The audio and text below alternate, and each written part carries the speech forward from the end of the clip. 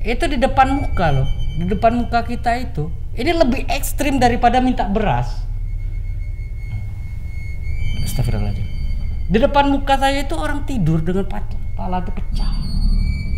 Ingat betul saya itu. Dia bilang jenguk kami. Tapi nggak tahu ya. Aku ambil jalur kanan, itu tiba-tiba kayak tabir itu muka. Seperti aku kembali ke tahun-tahun aku ndaki dulu. Jalan ini terang, jalan ini jelas.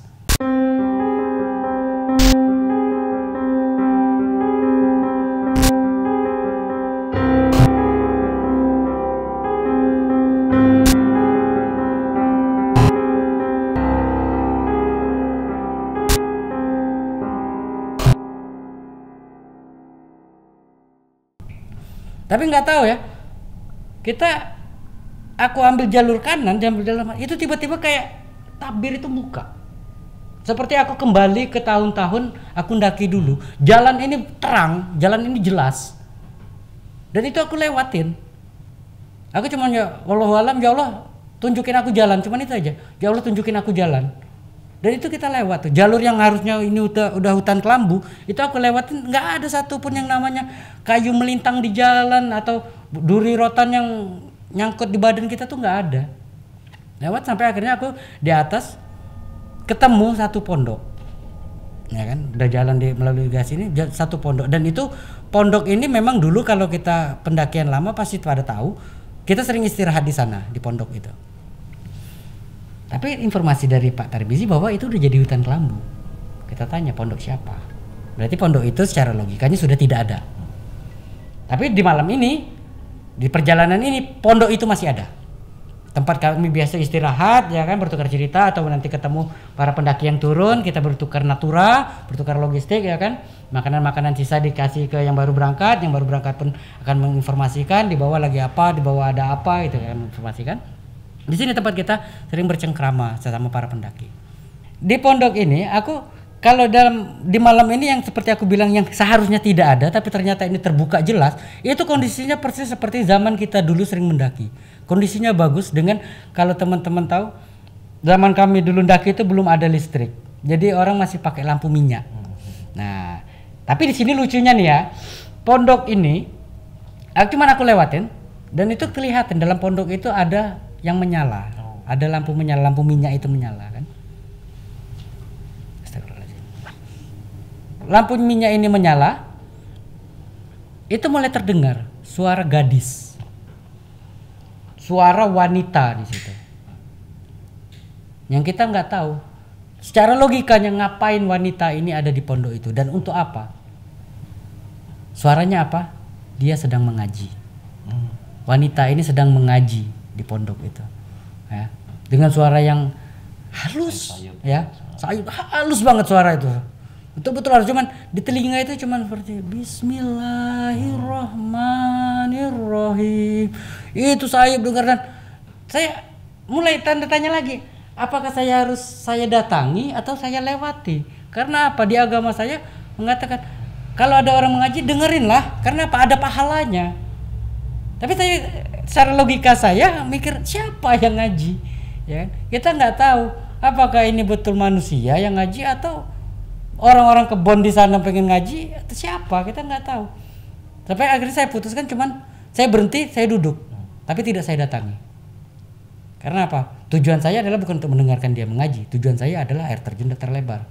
Sampai akhirnya suara itu tidak selesai dan saya pikir udah cukuplah pahala yang saya terima mendengarkan, nggak perlu sampai selesai.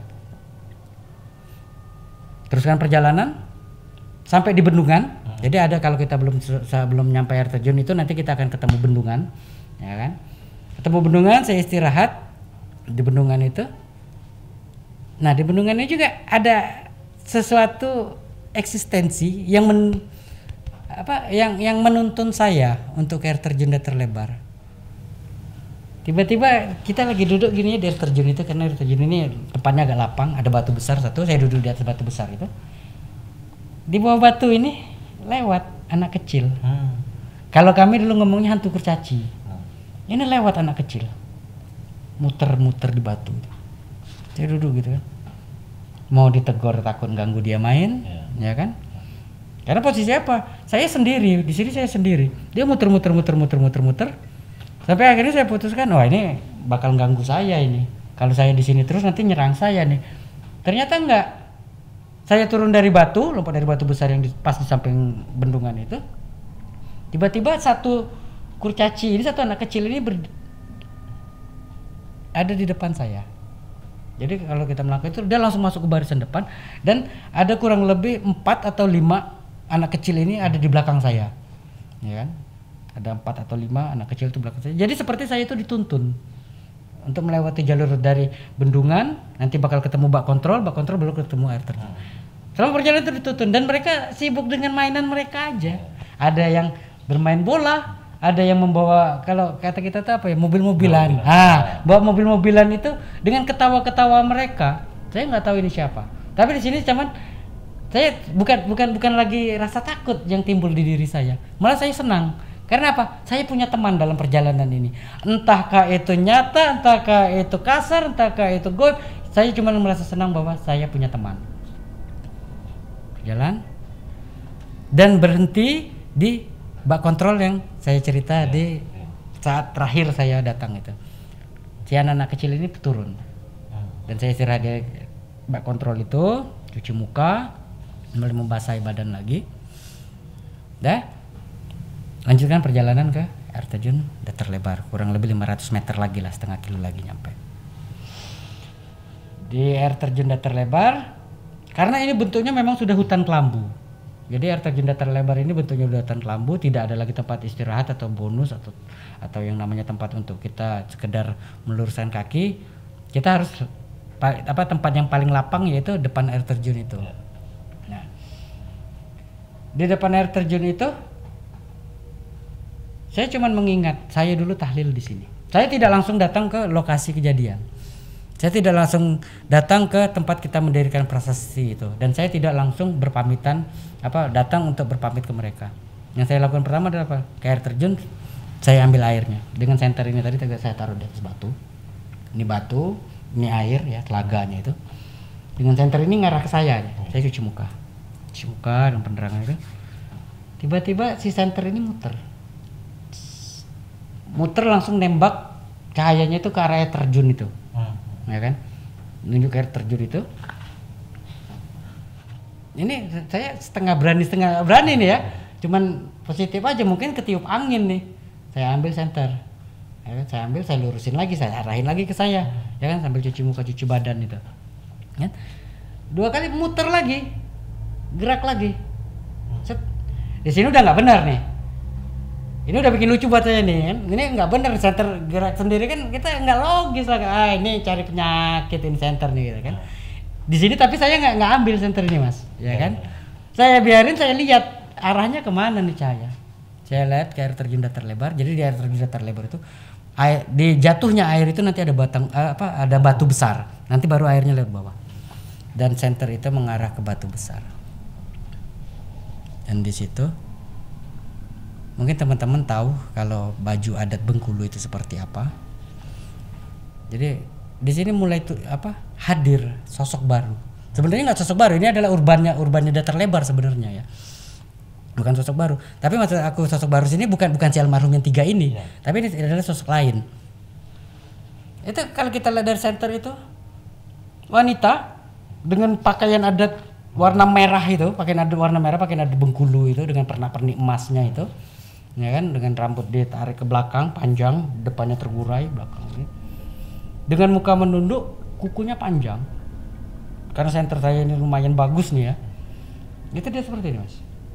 Posisinya itu, posisi tangan dia itu seperti ini.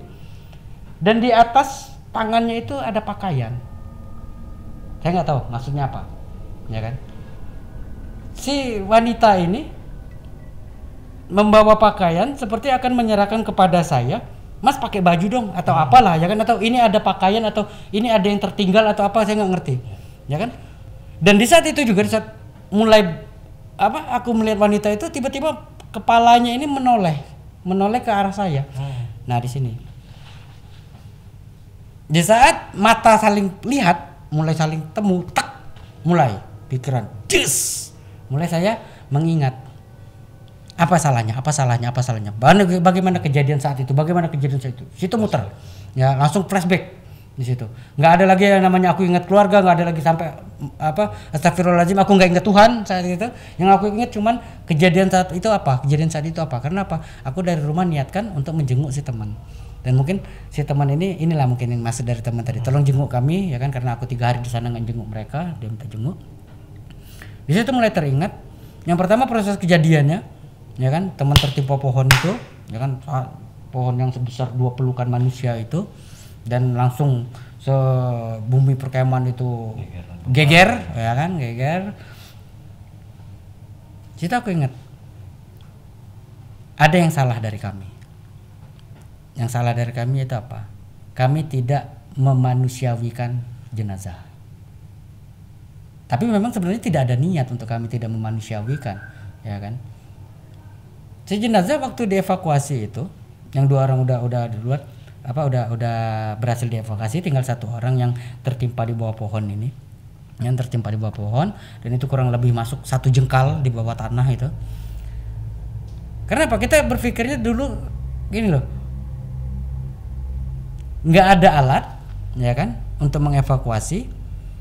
Pengetahuan kami yang minim, ya kan, dan kami cuma pikir cepat evakuasi. Tidak berpikir dengan cara sebaiknya apa, kita nggak berpikir. Di situ kita rame-rame dan kebetulan aku ikut membantu. Kita mau coba angkat, nggak kuat angkat, ya kan. Kita coba akhirnya apa? Tanahnya yang kita gali. Jadi kalau ini pohon, tanah itu kita keruk. Itu kerukin, ada yang pakai golok, ada yang pakai tangan, ya kan, seadanya. Ada yang pakai kayu puntung dikerok, biar badan ini bisa kita tarik. Maksudnya kayak gitu kan, kita bikin lorong di bawah pohon itu. Tapi ternyata apa? Udah berhasil kita keruk. Di saat mau kita tarik, ternyata apa? Badan ini udah lepas. Tarik, cek, biar lepas. Ya, ini udah lepas. Cuman kita lucu nih, ini badan tapi nggak punya kaki, ya kan? Nggak pakai pikir panjang, badan diangkut setengah badan langsung taruh dalam tenda. Dan yang aku bilang tenda mayat tadi gitu ya. Dan PR selanjutnya apa? Yang sebelahnya kita keruk lagi, ketemulah pinggul ke bawah itu ya, pinggul paha ke bawah. Tarik ya kayak gitu, posisi udah lepas. Dan apa? Ya darah, tanah itu udah bau darah, Mas. Di tanah itu udah nyecer, yang namanya usus itu udah nyecer di sana. Jadi untuk keluarga mohon maaf, mungkin kalau perlu disensor silakan disensor, karena ini mungkin akan bikin trauma buat keluarga. Ini udah berantakan di situ. Kita udah nggak kepikiran ini lagi deh. Kita udah nggak kepikiran. Di sinilah kami tidak manusiawinya. Kami sudah tidak kepikiran dengan jeroan ya, dalemannya ini usus dan segala macam. Kami hanya berpikir dengan yang tertinggal, yang tersisa. Masukkan ke dalam tenda. Dari situ karena saat itu tidak ada kantong mayat dan kita belum punya lah, kita juga nggak paham namanya, kita anak-anak cuma sekedar lagi gunung ini tadi. Itu digulung pakai tenda ini tadi. Si jenazah ini 2 orang ini digulung tenda. Kita upayakan buat tandu dengan tali, waktu itu ingat banget tali rafia, ya kan, zaman kita dulu. Kalau yang udah pakai tali pramuka itu pasti anak pramuka lah. Kalau kami anak gunung ini pakai tali rafia, beli waktu itu cuman Rp150 1 ikat itu, ingat banget. Digulung di tenda itu, Mas. Kita coba cari sisa bambu-bambu yang lurus itu, diikat di situ, masukkan situ dan kita bawa. Dan itu aku ikut turun langsung ke bawah. Karena apa? Di situ orang udah kucar-kacir itu, Mas. Nggak tahu. Yang tenda ini sudah mulai gulung tenda juga. Pulang kita gitu kan. Yang sini udahlah nambah 1 malam lagi gitu. Tapi tetap kita waktu itu instruksikan untuk turun semua. Nah, teman-teman lagi pada ngurusin bongkar tenda itu, aku nggak peduli lagi. Gua duluan. Aku mau ikut bawa ke bawah. Jadi sepanjang jalan itu, Mas. Dengan polisi tadi ya, dengan polisi dan kita beberapa orang untuk turun ke bawah. Sepanjang jalan itu darah menetes. Tes. Di sini baru aku ingat. Mungkin dari tetesan darah inilah, dan kita sampai akhirnya berhenti di waktu itu di rumah kepala desanya, namanya aku sendiri nggak tahu namanya, cuman kalau kita lebih kenalnya tuh dengan bajak laut. Nah, karena apa? Mohon maaf, matanya agak yang sebelah kiri itu udah tidak bisa melihat. Nah, jadi cuma sebelah kanan yang melihat. Makanya kami bilangnya bajak laut gitu kan. Saya nggak dikasih tompel aja tuh. Sepanjang jalan darah itu nyecer. Ces. Dan kita udah nggak peduli. Dan aku juga nggak mungkin berpikir, oh aku mau ngelapin darah ini, nggak ada. Yang kita pikirkan apa? Korban cepat sampai di desa nanti baru kita cari bantuan lagi. Itu yang kita pikirkan. Dan darah itu menyecer sepanjang jalan. Dan ternyata inilah yang menyebabkan, ada kemungkinan aja aku coba tarik kesimpulan, inilah yang menyebabkan si almarhum datang ke desa. Inilah yang menyebabkan si almarhum bisa sampai turun ke desa. Ya kan, karena apa? Ada tetesan darah yang meninggalkan jejak. Tetesan darah inilah yang menentukan langkah mereka, yang menuntun langkah mereka untuk sampai ke desa. Ya? Dan ini yang ternyata setelah kejadian di malam kita tahlil malam ketiga itu tidak ada satupun yang kita rubah. Karena apa? Kejadian jam 6 evakuasi turun kita, itu semua udah pada turun dan diinstruksikan oleh si Pak Bajak Laut ini tadi dan rekan-rekan senior penggiat alam untuk sementara ditutup. Bumi perkemahan air terjun datar lebar ditutup selama 40 hari. Bukan hanya 3 hari tapi selama 40 hari, ya kan? Dan bahkan saat kita tahlil di malam ketiga itu kondisi masih tetap seperti itu, ya kan? Dan tenda itu muncul di samping pohon tumbang ini, ya kan, yang aku ceritakan di part sebelumnya. Dan malam ke-7 pun juga tetap tidak ada yang berubah sampai akhirnya nanti di hari ke-8-nya itu kita bikin prasasti di samping pohon itu. Jadi pohon ini tidak kita rubah posisinya, tetap seperti itu, dan tanah itu masih berserakan di sana. Cuman sudah tidak kita lihat lagi apakah di situ masih ada bagian tubuh yang tertinggal, itu tidak ada. Dan apakah kita nggak tahu ya, apakah ini sudah dimakan cacing, apakah ini sudah busuk dengan bakteri, atau mungkin ada binatang-binatang liar lain yang mencoba untuk mengembalikan bumi ini jadi bersih, ya kan, dengan caranya ya, tidak ada lagi bangkai di situ. Dah, kita pulang. 3 bulan kemudian, kurang lebih 3 bulan kemudian, karena sempat diinvestigasi dengan pihak kepolisian sampai akhirnya tenda mayat yang tadi disita oleh kepolisian itu dikembalikan pada kami, dan tustel beserta klisenya dikembalikan pada kami. Di sini tustel dan klise ini yang jadi momok. Kalau tenda itu langsung kita gulung, nggak kita buka-buka lagi, kita masukin peti. Kebetulan masih barangnya sampai sekarang masih ada, itu di sekretariat kita masih ada tendanya itu, dan tidak ada satu orang pun lagi yang berani makainya. Si kamera dan tustel ini dikembalikan, tapi entah yang kita tahu kamera ini nggak tersentuh darah di saat kejadian, karena apa? Selalu dipegang untuk mengambil foto. Tapi pas dikembalikan ini bau anyir darah, bau anyir amis darah itu, dan secara logikanya kalau udah 3 bulan mah hilang mungkin ya. Nah, karena aku nggak tahu betul secara kimianya seperti apa, apakah darah ini selama 3 bulan masih akan terus tercium baunya, kita nggak tahu. Tapi kejadian di lapangannya itu bau darah. Dan klisenya ini tidak ada satu orang pun dari kami yang berani menyimpan klise, apalagi sampai mencetak, ya kan? Sampai akhirnya kita putuskan untuk kita bakar klise ini. Karena apa? Mau lempar sini nggak mau pegang, lempar sini nggak mau pegang, sini nggak mau pegang. Dan itu kita bakar. Astagfirullahaladzim. Asapnya itu bakar, karena klise ini kan bakarnya dia akan keluar asap hitam. Benar nggak? Klise itu kalau dibakar dia keluar asap hitam. Dari asap hitam itulah mas, baunya itu bukan seperti bau gosong, tapi apa? Bau darah dan bangkai. Masih lo cium bau darah dicampur bau busuk bangkai itu dari klise ini tadi. Sampai akhirnya apa? Kita waktu bakar itu udah nggak berani komentar. Itu dicium masing-masing dan cuma diem. Setelah selesai baru pada cerita, lo cium bau bangkai nggak? Cium. Lo cium bau darah nggak? Cium. Astagfirullahaladzim. Itu hampir satu kelas kita mas yang bakar itu. Karena apa? Kejadian itu ya teman-teman satu kelas yang hampir satu kelas yang kita berangkat ke datar lebar dan menyaksikan itu hampir satu kelas kita, ya kan. Karena memang waktu itu teman-teman udah pengen niat pengen camping di situ satu kelas untuk apa liburan kenaikan kelas itu. Satu kelas menyaksikan hampir semuanya mencium bau itu, ya kan. Dah, kita balik lagi ke Datar Lebar. Ini flashback yang saat itu muncul. Di situ kita ambil center, cuman bisa diem, ragu, timbul keraguan. Kalau saya salah berarti saya harus minta maaf. Tapi pada siapa saya minta maaf? Di sini mulai ada gangguan lagi nih Mas. Saya beranikan diri untuk datang ke prasasti. Yang saat saya datang itu prasastinya sudah tidak ada, tapi karena saya di saat kejadian saya ada sana, jadi saya tahu betul titiknya.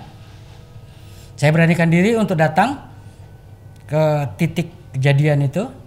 Saya harus minta maaf. Datang ke lokasi TKP, duduk. Itu nggak pakai aba-aba Mas, nggak pakai aba-aba, nggak pakai tanda-tanda. Duduk ini titik prasasti itu, dan pohon itu udah nggak ada. Ya, pohonnya mungkin udah dimakan zaman lah ya, dimakan zaman atau mungkin sama penduduk setempat ditebangin, kita nggak tahu karena memang pohon itu besar sekali. Kejadian pohon itu udah nggak ada, aku duduk di situ tanpa basa-basi, seperti biasa dengan gaya pertemanan mereka. Duduklah 3 orang ini. Itu kurang lebih udah sekitar jam 3 pagi Mas. Itu kurang lebih udah sekitar jam 3 pagi karena aku berangkat habis Isya ya kan, dengan perjalanan sendirian tadi banyak berhentinya nunggu ketemu sama pondok yang mengaji ini tadi yang seharusnya itu nggak ada dan itu jalur lama. Kurang lebih sekitar jam 3 pagi. Itu aku duduk dan mereka duduk semua di sini. Aku nggak tahu mau ngomong apa dan mereka pun hanya diam. Sampai akhirnya kurang lebih 1 jam itu aku diam di situ. Kurang lebih 1 jam, aku nggak tahu mau ngomong apa. Aku coba beraniin diri aku untuk minta maaf. Aku coba beraniin diri aku untuk mengikhlaskan kembali. Tapi akhirnya bilang dengan posisi menunduk, tidak kulihat mereka, ya kan? Dan secara pandangan kita itu sebenarnya mereka terlihat, cuman aku tidak berani menatap, ya kan? Aku cuma bilang, tolong, kalau kami dulu punya salah, tolong dimaafkan. Dan kamu pun tidak seharusnya ada di sini karena ini bukan tempatmu lagi dan ini bukan alammu lagi. Mari kita sama-sama perbaiki diri kita. Dan situ terakhir aku doain yang seperti aku selalu doakan ya, Allahumma arinal haqqa haqqan warzuqna tiba'ah wa arinal batila batila warzuqna tinabah. Ya Allah, tunjukkanlah kepada kami bahwa yang benar itu benar dan berikanlah kekuatan pada kami untuk menjalankannya. Ya Allah, tunjukkanlah kepada kami bahwa yang salah itu salah dan berikanlah kami kekuatan untuk tidak menjalaninya. Dan setelah doa itu tutup, Rabbana atina fid dunya hasanah wa fil akhirati hasanah wa qina adzabannar. Hilang mereka bertiga ini. Hilang dengan sendirinya tanpa mengucapkan salam, dan selama 1 jam itu kita cuma sekedar duduk aja, tidak ada ucapan yang mereka sampaikan. Aku turun ke bawah menemui Pak Tarmizi lagi. Sampai di bawah karena hari udah mulai terang ya, sekitar jam 4 itu udah terang ya kan. Aku udah hafal jalannya, udah enak jalannya sampai di rumah Pak Tarmizi. Kebetulan udah azan subuh, langsung sholat subuh. Selesai sholat subuh aku mandi siap-siap untuk pekerjaanku. Dah kerja. Di situ kita teruskan dengan hati yang sudah sedikit lega. Ya kan, kenapa aku udah minta maaf dan aku sudah mengunjungi mereka. Ya kan? Tapi di sini aku mulai mulai berpikir lagi, apakah selesai sampai di sini ceritanya? Apakah rasa dihantuiku ini selesai sampai di sini? Mulai timbul pertanyaan. Tapi akhirnya aku beranikan diri untuk bicara dengan Pak Tarmizi. Karena apa? Saya anggap Pak Tarmizi adalah pentolannya di sana dan dialah yang lebih bisa aku katakan lebih berhak untuk mendengar cerita ini daripada aku ceritakan sama kalian pun tidak bisa bantu saya dan tidak tahu mensolusikan apa. Ngobrol sama Pak Tarmizi, Pak Tarmizi saya tadi malam begini, saya ketemu dengan begini. Jadi maksudnya gimana nih? Sekarang gini Pak, kita tidak tahu apakah ini betul arwah si almarhum, apakah ini jin, apakah ini makhluk halus, apakah ini iblis, kita nggak tahu. Tapi kita sebagai manusia akan berbicara bahwa orang yang sudah meninggal itu sudahlah, gitu kan? Dengan keikhlasan kita. Cuman nanti akan timbul di saat kita tidak ikhlas, ya kita tidak ikhlas dengan si almarhum, itu akan selalu mengganggu, ya kan? Ada pesan yang akan pengen mereka sampaikan, tapi bukan si almarhum. Ini bukan almarhum yang menyampaikan, tapi siapa? Adalah jin-jin yang mencintai, jin-jin yang mencintai si almarhum, atau jin-jin yang suka dengan tabiatnya almarhum, ataupun jin-jin yang memang ingin menyesatkan kita, ya kan? Nggak tahu kita apa namanya jin-jin ini. Biasanya dia akan mendatangi kita mewujud dengan orang yang kita kenal, atau kadang mungkin sering teman-teman dengar, oh itu si A meninggal selama 7 hari dia masih gentayangan di komplek, sering kayak gitu. Dan itu sebenarnya bukan si almarhum, ya kan? Sini pun, cuman aku nggak peduli masalah itu almarhum atau bukan, ya kan? Apakah ini jin atau bukan? Kenapa? Aku punya prinsip kayak gini, Mas. Kalau kamu sudah mendeklarasikan dirimu sebagai pecinta alam, cintailah. Mau itu alam manusia, mau itu alam binatang, mau itu alam tumbuhan, maupun itu alam gaib, cintai. Dengan cara apa? Mengenal. Dengan cara apa? Peduli. Ya. Bukan cuma sekedar, oh gua anak pecinta alam, cuman peduli sama mantan lu doang, cuman peduli sama pacar lu di tenda, nggak kayak gitu, ya kan? Kita namanya anak pecinta alam, ya kita camping, ya pulang sampah lu bawa pulang lagi. Ya kan, kita melindungi binatangnya, kita melindungi tumbuhannya, ya kan, biologi dan zoologinya harus kita lindungi. Harus ya, seperti bagaimana sih kita melindungi diri kita, bagaimana kita mencintai diri kita, seperti itu pula kita harus mencintai si alam ini. Dan balik lagi saya bilang tadi, Mas, kalau kamu sudah mencintai dirimu dan mendeklarasikan dirimu anak pecinta alam, lu nggak usah ngomong anak gunung deh, lu orang nggak usah ngomong sudah mendaki ke gunung mana aja deh, kalau lu masih ketemu setan aja masih kabur. Maaf ngomong, ini bukan saya sok berani ya, tapi di sini saya cuman saya pengen ingatkan ke kalian bahwa mereka itu ada, mereka itu tidak bisa kita pungkiri bahwa mereka itu benar adanya, bukan cuma sekedar ada, tapi memang benar adanya, dan itu suatu saat akan terjadi pada kita. Rata-rata anak-anak pecinta alam, anak-anak pendaki gunung sering, ya kan, apakah itu hanya cuman dikasih rasa-rasa doang, ya kan, merinding di tengkuk, atau melihat sekelebatan gitu kan, atau memang tahu-tahu ketemu nanti, oh saya tadi ketemu sama si Anu, ternyata si Anu adalah orang yang pernah hilang. Nah itu udah biasa. Jadi jangan pernah berpikir bahwa kamu anak pecinta alam tapi si gaibnya ini malah kalian abaikan. Kalau diabaikan karena apa gini loh. Di tempat kita datang itu, kita ini tamu. Sebenarnya kita yang tamu. Kita manusia ini yang tamu. Dan siapa tuan rumahnya? Tuan rumahnya yang mereka yang ada di sana duluan. Tumbuhannya, binatangnya, ya kan? Bahkan sampai si gaibnya. Mereka duluan di sana. Kenapa kita tidak ucapkan salam? Kenapa harus mereka yang pergi? Kita yang di sana dengan teriak-teriak dengan gitar-gitaran kita nggak bisa. Ya kan? Ini pesan yang pengen disampaikan ke mereka. Ya kan, bahwa apa?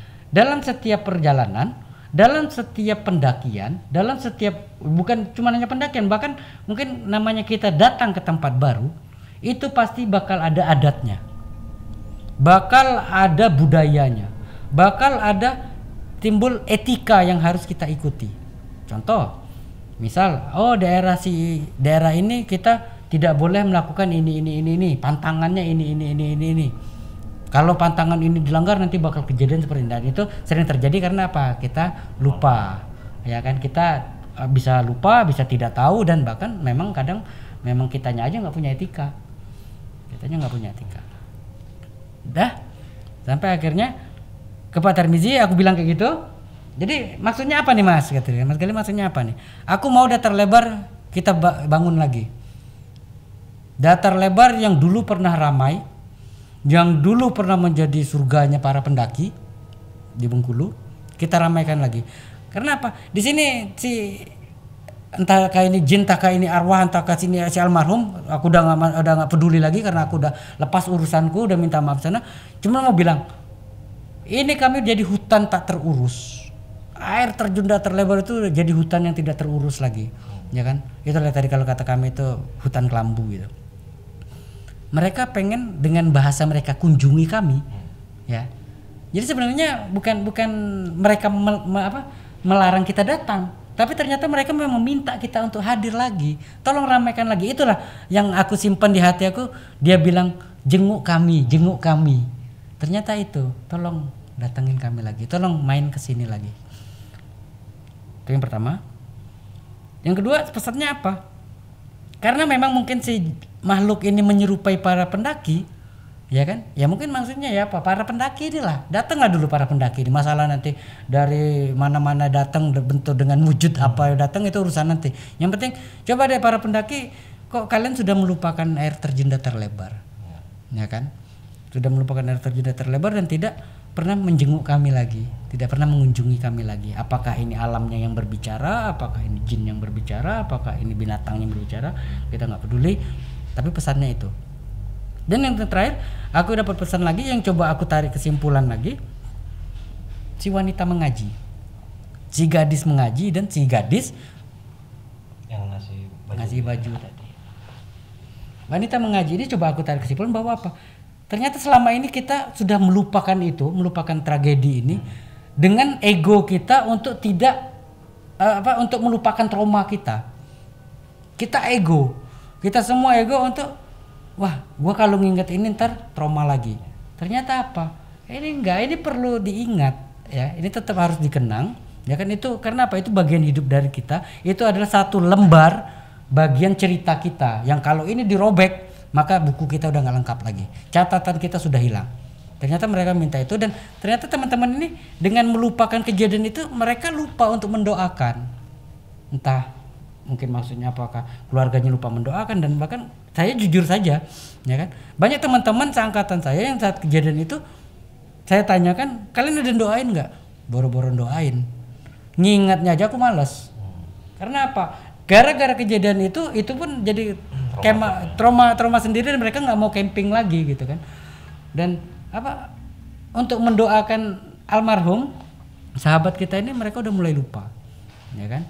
Bahkan sampai teman-teman yang masih hidup pun saksi-saksi mata lain lebih memilih bungkam, tidak menceritakan ini kepada adik-adik, tidak menceritakan ini kepada next generation, ya kan, kepada para penggiat alam yang akan mewarisi cerita ini. Padahal sebaiknya apapun yang terjadi di situ ya harus kita ceritakan. Untuk apa? Biar adik-adik nanti tahu, oh di sini pernah ada ini dan oh di sini saya harus beretika. Oh di sini jangan sampai kesalahan ini terjadi lagi ke saya. Kan begitu, ya kan? Kalau ini udah dilupakan, ya sama kayak kita aja sih. Jangankan dilupakan oleh orang yang kita cintai. Dilupakan oleh orang yang sudah tidak mencintai kita lagi aja, itu sakit, Mas. Ya. Bener sakit gitu. Kita merasa tidak ada. Kita merasa di dunia ini kita udah hampa. Tapi ternyata apa? Kehampaan inilah yang akan menimbulkan isi baru.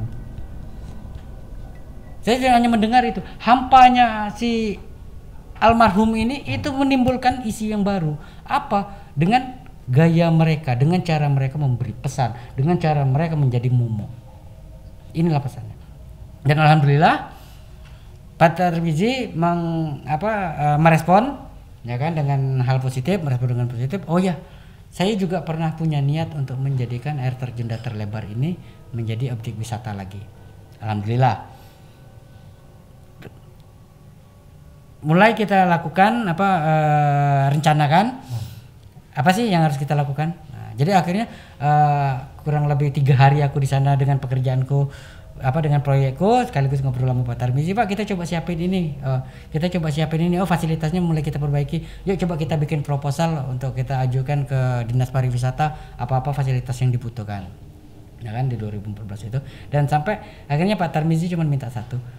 Di tempat kami ini bukan cuman hanya air terjun terlebarnya saja loh yang enak, yang bagus. tapi kami punya makanan khas.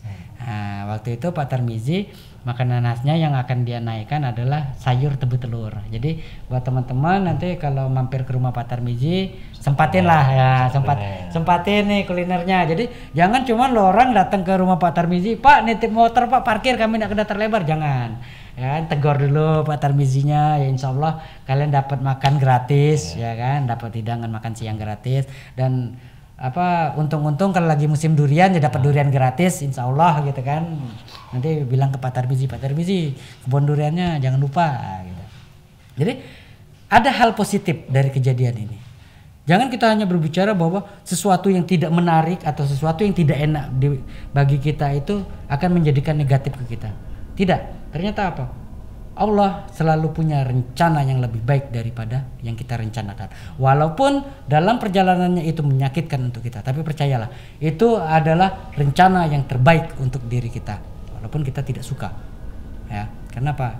Allah tahu apa yang kita mau dan Allah tahu apa yang memang butuh kita pelajari. Allah juga tahu apa yang butuh kita teladani. Bukan dengan pelajaran ini teman-teman ngomong, wih ngapain ke Datar Lebar angker? Enggak, saya bukan mau nyampein itu. Saya mau nyampein bahwa Datar Lebar adalah surganya para pendaki di Bengkulu. Jadi teman-teman di Bengkulu tolong jangan lupakan Datar Lebar, dan teman-teman di Bengkulu saya minta tolong juga bantu Pak Tarmizi untuk mempromosikan air terjun Datar Lebar. Sampai akhirnya selesai proyek dan saya pulang dan saya kembali lagi. Proyek ini selesai di tahun 2015 Januari itu aku udah pulang lagi ke Tangerang. Jadi alhamdulillah cerita itu ada program baru dari Pak Tarmizi. Nah, dengan program baru ini alhamdulillah kalau yang sering aku lihat di YouTube ya kan, aku lihat di konten-konten perjalanan teman-teman dan aku mulai teman-teman mulai cerita lagi. Di 2014 sampai 2020 alhamdulillah sudah mulai ramai pengunjung. Tapi masih ada satu yang mengganjal adalah masih belum ada yang berani camping. Nah, kita nggak tahu ya apakah mungkin karena memang lokasi air terjun ini belum layak untuk didirikan tenda, kadang masih dengan hutan kelambunya, atau memang ada isu-isu lain yang lebih mengganggu untuk mereka tidak camping, aku tidak tahu kalau itu. Jadi, tapi alhamdulillah sudah mulai ramai sekarang, Mas. Oke, mungkin ada suatu pesan terakhir untuk supaya para pendaki selain mengingat kita harus membangun lagi dan itu potensi pariwisata itu kan, untuk apa ada akan ditambahkan oleh Bang Gali? Jadi begini, sebenarnya aku nggak mau ngomong banyak ya, karena apa? Semua orang punya persepsinya masing-masing dan semua orang punya versinya masing-masing untuk kejadian ini. Tapi satu hal yang pengen aku sampaikan adalah apa? Banyak dari kita para penggiat alam, apalagi zaman-zaman sekarang ya, cuman modal uang. Itu kalian sudah bisa bayar guide, kalian bisa bayar ranger, ya kan? Kalian udah bisa mendaki gunung, dan di atas kalian apa yang kalian kejar bukan lagi indahnya pemandangan, bukan lagi dinginnya kabut pagi, ya kan? Bukan lagi nuansa kebersamaan, bukan itu yang mereka kejar. Tapi satu, ingat Mas, yang mereka kejar apa? Ya, yang mereka kejar itu cuma foto di puncak, ya kan gitu kan. Padahal bukan ini yang kita mintakan, itu bukan. Ya kan? Mereka cuma sibuk cari injelnya. Oh, ini fotonya bagus nih. Nanti mereka mulai pamer. Di sosial media mereka pamer, oh gua pernah daki puncak ini loh. Padahal apa? Dalam perjalanannya mereka bayar ranger, mereka bayar porter. Tidak seperti para pendaki-pendaki konvensional yang betul-betul menggunakan lutut mereka, yang betul-betul menggunakan nafas mereka untuk mendaki dan sampai akhirnya terbayar lelah mereka di saat pendakian. Jadi tolong pada para pendaki bahwa apa? Etikamu dijaga. Yang pertama, etikamu dijaga. Kemudian adat istiadat setempat harus dihormatin. Kalian nggak boleh lupakan adat-adat itu. Jangan cuman kalian datang taruh motor parkiran main selondong boy, Pak kami berangkat Pak. Kalian nggak tahu aturannya apa. Tolong ya. Jadi pantangannya apa, larangannya apa, tolong diikutin. Dan satu hal lagi, selama kita hidup itu akan terus mengalami hal baru, ya kan? Jadi tolong buat teman-teman latih dirimu dan belajarlah selalu. Jangan kalian terbentur masalah sedikit kalian menyerah. Jangan kalian terbentur hal-hal angker seperti saya alami, kalian langsung menyerah dan kalian trauma. Jangan. Tapi apa? Bangkit dan bangkit. Mungkin itu aja, Mas. Oke, terima kasih Bang Galih atas ceritanya, sangat menarik. Nah, sahabat saksi misteri, kita baru saja mendengarkan pengalaman gaib dari saksi misteri pada episode kali ini. Semoga kita tetap menyadari selain kehidupan nyata, ada kehidupan tak kasat mata. Terus dukung channel Saksi Misteri agar kalian tetap berhubung bersama kami. Terima kasih dan salam tak kasat mata.